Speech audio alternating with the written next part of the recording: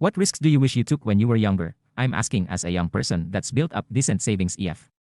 I read somewhere that you should take risks while you're young to build something that will make you money and work towards financial independence. I'm privileged enough to say I think I should start putting my money to work instead of letting it sit in a savings account. What would you do? What would you have done? Learn to negotiate, job hop more frequently, invest in index funds earlier. Once I have EFW try job hop po, your salary goes up quicker, easier to get hired, you get more experience, salary and experience are pros, but I thought job hopping would be a negative factor when getting hired. If it's frequent and your stays are short, think a couple of months to a year, then that can be seen as negative. However, if you stay isa tandang bawas 2 years before hopping, then that's not as bad.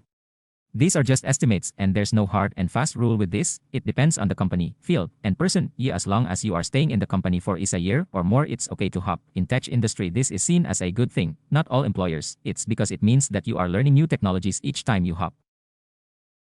First is I should have contributed more to the family business while I was still the only son. We could have diversified instead of focusing on one industry. Business has been going on for more than 2 decades and it's still middle class. I still feel like an idiot for not pitching industries that weren't yet well known in our town like commercialized agriculture and hardware. Second, I should have put the cash gifts I got from relatives in a time deposit or some business investment in our coop. Third, invest in coding or musical skills. Last but not the least, join business circles. Where did you find business circles? I'm still looking for good ones to join. You can mostly find them in the cities. They display as a charity fraternal organization, like mga philanthropy stuff. Yung nakita ko is Rotary and its youth version, Rotaract. There could also be industry-specific clubs like yung nandito sa amin na puro water refilling station yung owners, membership requirements varies. Said no more often to parents when they ask for money, eldest daughter here, set aside money for savings, investments, emergency, purchases, not a risk, but be more diligent with MY health, learn how to better manage MY time, study abroad. Should have bought Bitcoin isa 0 years ago. Isa 0k pesos worth of Bitcoin back then would be 22.5 million. Pesos BY now. Personally, this is the kind of risk that I wouldn't regret not taking. There is no way in the world that you can predict the future with these kinds of assets and things. It's the same as regretting not doing lotto.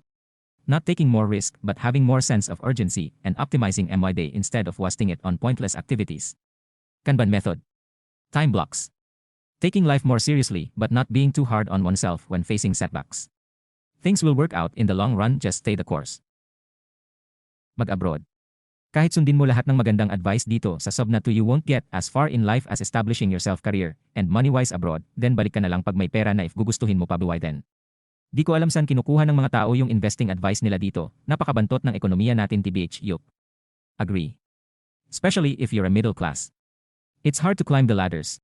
Invested in knowledge, trading, risking and losing actual money, testing the waters, risk dropping out of academics to pursue trading full-time, it turned out pretty well, financially free now, lesson here. If you're young, risk aggressively.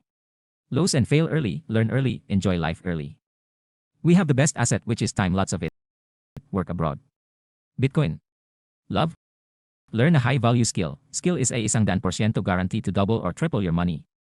Learning to cook and learning how to cook are dalawa totally different skill. Another advice I'd say is start a small business you want, something you can risk to lose and learn where you went wrong. Mistakes and exp are the best teacher you can get. Risk small, learn big, as I say.